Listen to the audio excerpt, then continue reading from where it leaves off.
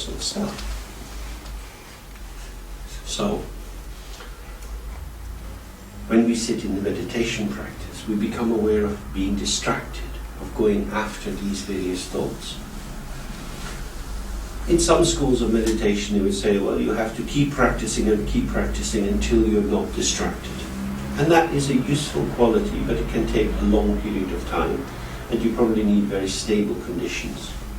For people like ourselves, who are living in the world, who have lots of demands on our time, that's probably not going to be so possible.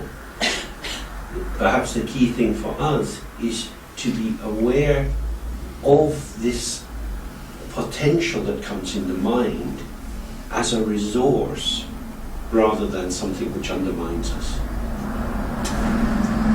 The danger from that point of view is not that we have lots of different thoughts and feelings and sensations, but rather that we don't attend to them because we are preoccupied by our assumptions and habits.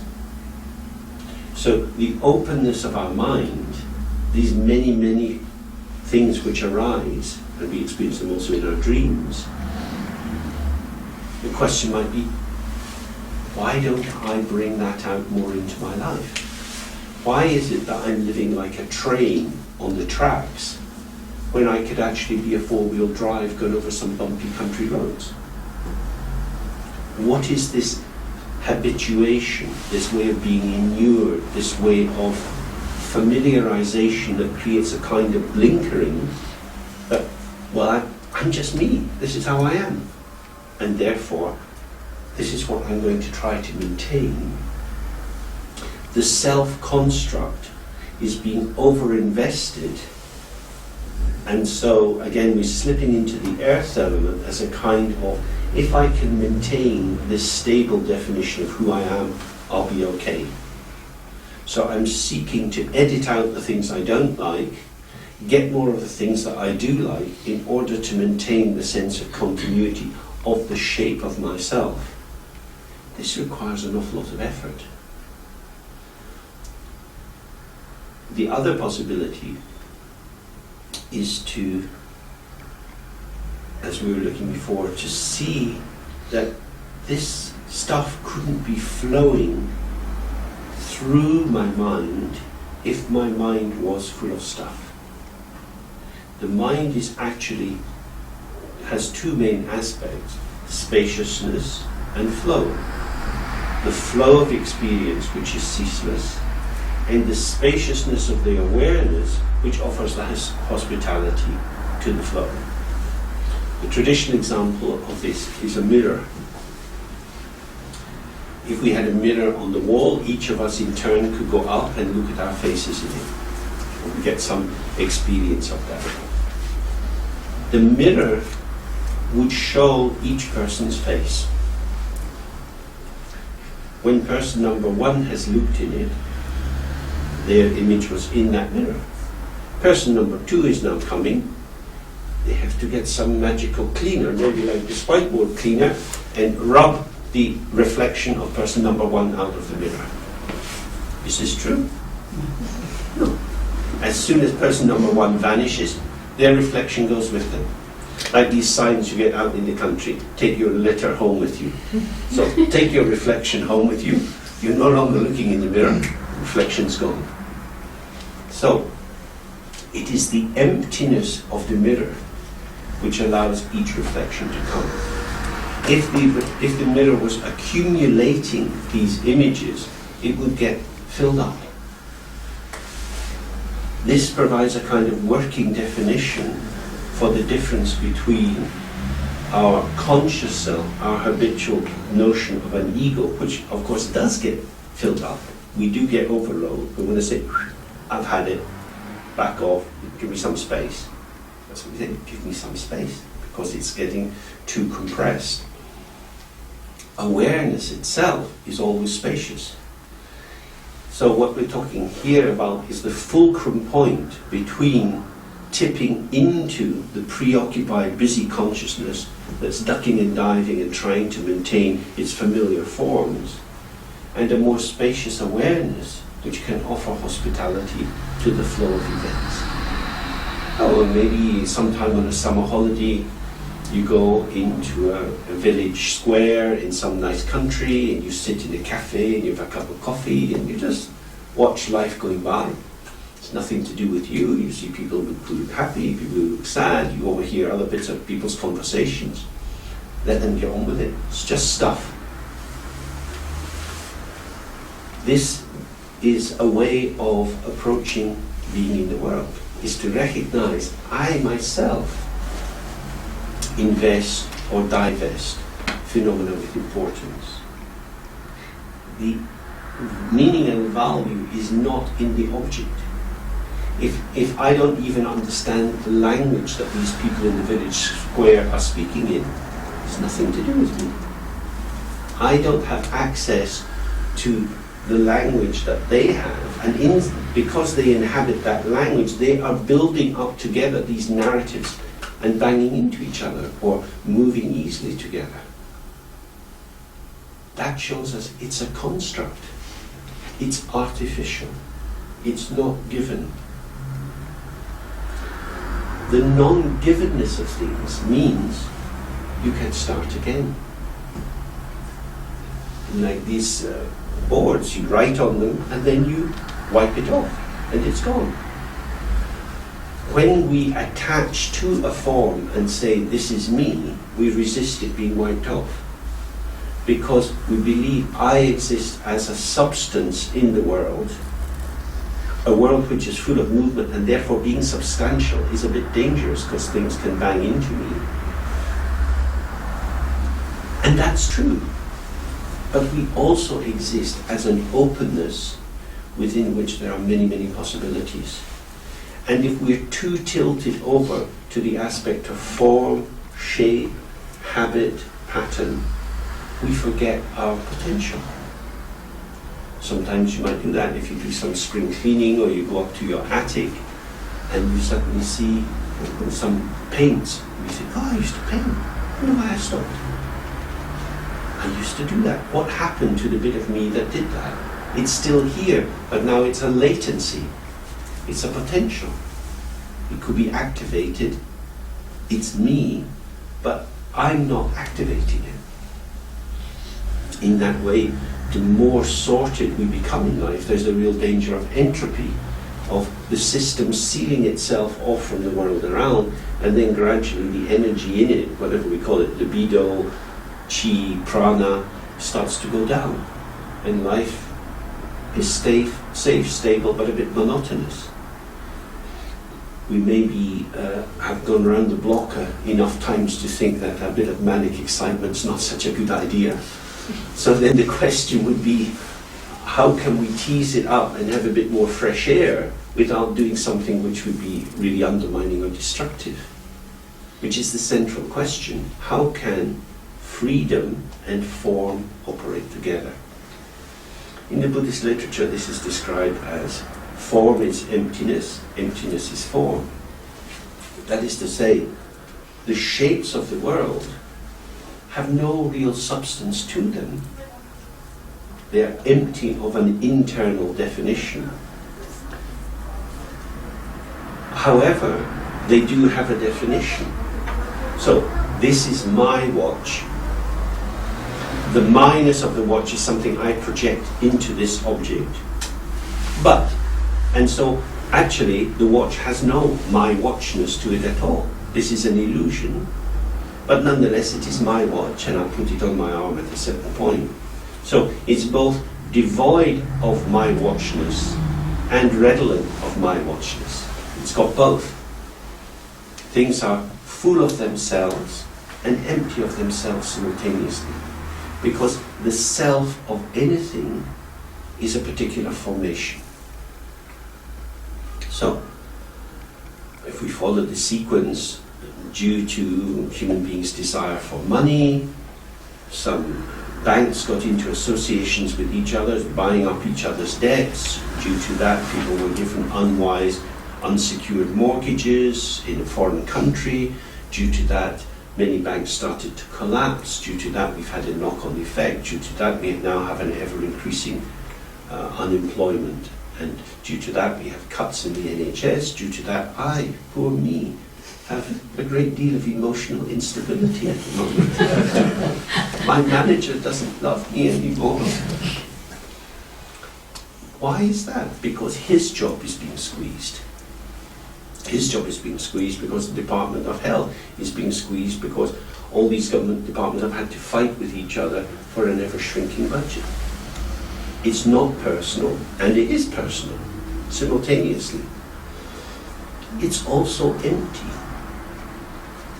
It's just the process of going on. But as I was indicating earlier, if I think it's my department, that is an illusion. That is falling asleep inside a habit. And probably our lives have always been like that. I can remember when I was 5 or so, going to primary school and really not liking it. And then gradually it got a bit better. And then by my last year in primary school, it was really good. I was one of the big kids. I knew where everything was. I'm running around, fantastic. Then the summer comes, you have a good summer. And you go to secondary school in another building with new teachers, and you're very small again. That's difficult, isn't it? And that's what happens all the way through life. You get to a point of maximum clarity. This is my domain. I know what's what. And then you're not out the door. So this is the essential thing here, is to be mindfulness, is to be mindfulness of the flow of existence. Not to try to transform the flow into something stable, but to work with the flow. So essentially we're mindful of the patterns of movement, and we're best able to do that if we're not trying to grasp them or turn them into something which they're not. That we allow them to change. We allow ourselves to change. And we get older, and as we get older, our bodies change, we're less able to do things that we used to do, and so the self-construct that we have has to change as well. Otherwise we can get into a kind of mournful regret. Oh, I used to be able to do that, it was so good when we... Loss. The loss of what? The only important thing about that is, when I was able to do it, did I do it? Because if you did it at the time when you could do it, you got a belly full of it, and that was enough. But if you didn't do it when you could do it, what you're regretting is the loss of the possibility of doing something. Which is the same at every age in our life. Can I fully inhabit my existence in the optimal interface with the world and drink deeply of the autumn colours, of the sound of little children going along to school, seeing them all holding hands when they cross the road? There's something so poignantly beautiful about these moments, and we'll only get the full whack of it if we're fully there, which is the issue about preoccupation. So anxiety, depression, personality disorders of all kinds, bipolar disorder, these are all forms of distraction from the moment, or preoccupation with patterns which are hovering above the openness of the experiential field. There are, of course, clearly that individual person's direct experience, but inside a kind of blinkered state, a bit like some babies are born inside a caul, they've got the skin around them. We can develop a neurotic caul. We live inside this egg of our self-concern, and we don't see what's there.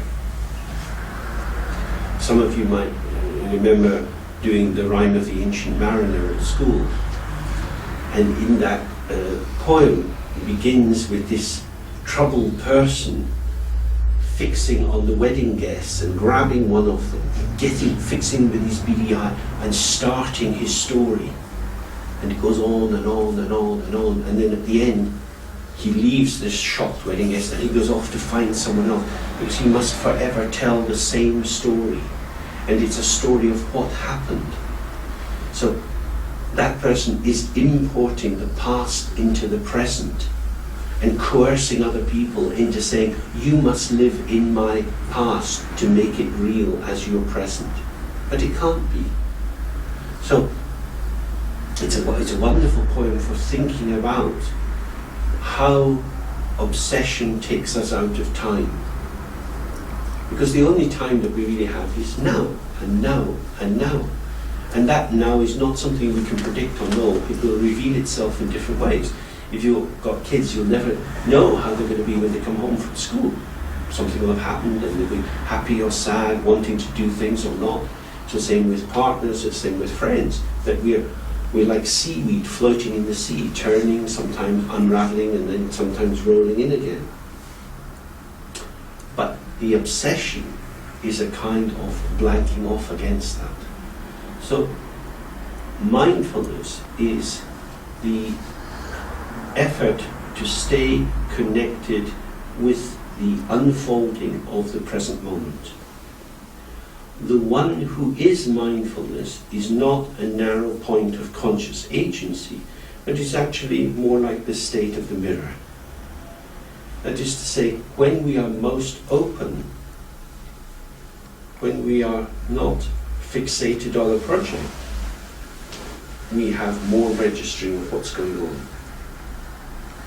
Because you can be mindful of the breath, and sometimes if you ever go to a Theravada monastery, you can do mindful walking. So everybody walks very much, feeling the pressure, one foot on the ground and another foot on the ground and another foot on the ground.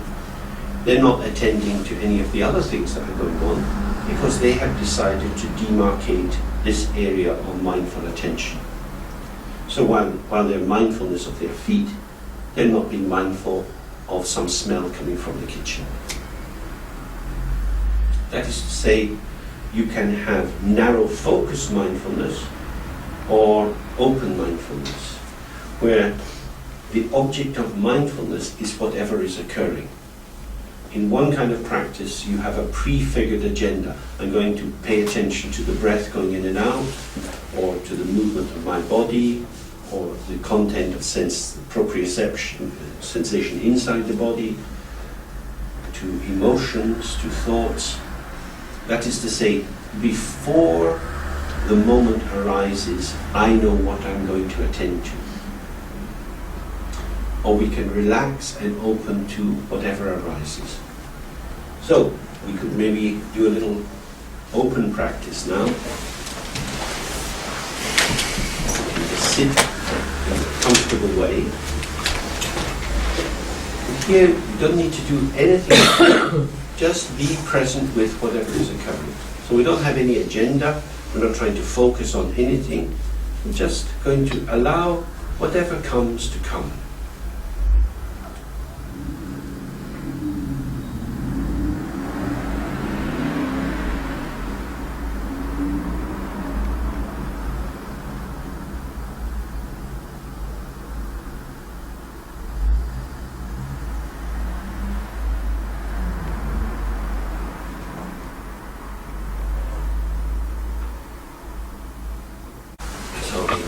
We don't have so much time today to unpack some of this, but if you're free at the weekend, we'll be doing more of this kind of meditation. One of its functions is to help us to see, again, this difference between these two aspects of the mind. Before I was offering the analogy of beads being strung on a thread. There are different kinds of threads. The most usual thread we have is the narrative thread. So we're sitting here, stuff's happening, we hear a car outside, something going on. And there is a subtle thread that says, this is happening to me, or I think this about this, or I like, or I don't like. So the sense of an individual I, a particularized self-subject, is being run through the middle of each of these moments, and that gives the sense of personal continuity. The more we do it, and we're just sitting, we hear the sound coming and going. We can say car, then we can relax a bit more, not even say it, there's just sounds coming. thought and feelings arising. This is me, I'm having this experience, I'm bored, I don't know what to do, this is stupid, whatever kind of thought is arising, it just goes by. We see, if I inhabit the thought, it becomes like a little tent and I'm in it for a while and I hang up my paintings and so on, and this is all, and then it's gone. And then another little construction, then another little construction. The narrative of the self, which feels like the continuous thread running through the beats, is itself actually just another beat. Because each time we constellate ourselves as the owner of the experience, the one who's judging or commenting on the experience, I like, I don't like, it takes on a form, and then that form dissolves. And then something else comes, and then something else comes. So it's much more like the emptiness of the mirror, and the reflection arises as the inseparability of the subject and object. So we hear a noise. It's a car. It's a car is my subject interpretation of the noise that I hear. Both of these are movements. It's not as if I'm sitting in my castle, central control, CIA headquarters, identifying alien invaders or our boys have won again, which is the kind of hopes and fears of life. But rather, what I seem to be centered in as I me myself is actually a movement. The object sound is moving, my interpretation or response is moving. So who am I? If I'm not the story I tell about myself, is there nothing there at all? I can't find anything, and yet I'm still here. The emptiness of the mirror is what allows it to be full of reflections. The fact that our self is not a thing, doesn't have a stable or predictable shape to it, allows it to take on many different formations. If it had a fixed shape, that would be impossible. And then we can see, in mental health area in particular, when we over-fixate on a particular shape for the self, that blocks all the other possibilities, the possibilities of releasing and allowing new patterns to arise. So this is really the central point for this morning, is to open to experience that the continuity of awareness is not resting on any fixed proposition or memory or assumption, for all of these simply arise and pass. It's something unspeakable, and yet it's always there. That at the center of our heart is an openness which is ungraspable. It's not something we can appropriate. I can say, this is my right hand that I'm moving around just now. This is my nose. If I say, this is my mind, it's not the same. It doesn't have a shape because it's the basis for shape showing. We point at the mirror, but when you look into the mirror, you don't see a mirror, you see a reflection. In the same way, your own experience is this ceaseless flow. You can probably think back to when you were 5, and then 7, and then 10, and you've got memories of these different times, different shapes of your body, different enthusiasms, different friends. Each of these was a phase of constellation, of patterning, and it's gone. And yet you're still here. Are you here primarily as these accumulations of memories, or are they evoked according to circumstances, who you're chatting to, and they pass through as well? That the mind is actually an open awareness, devoid of fixed content, and therefore able to show everything. From the Buddhist point of view, this is the unification of wisdom and compassion, because the less filled I am with my own predictions about who I am, the more available I can be for others. So if we go back very briefly to think about Carl Rogers. Unconditional positive regard means not entering into judgment about other people, just being open to them. This is very much what we're talking about. Empathic attunement means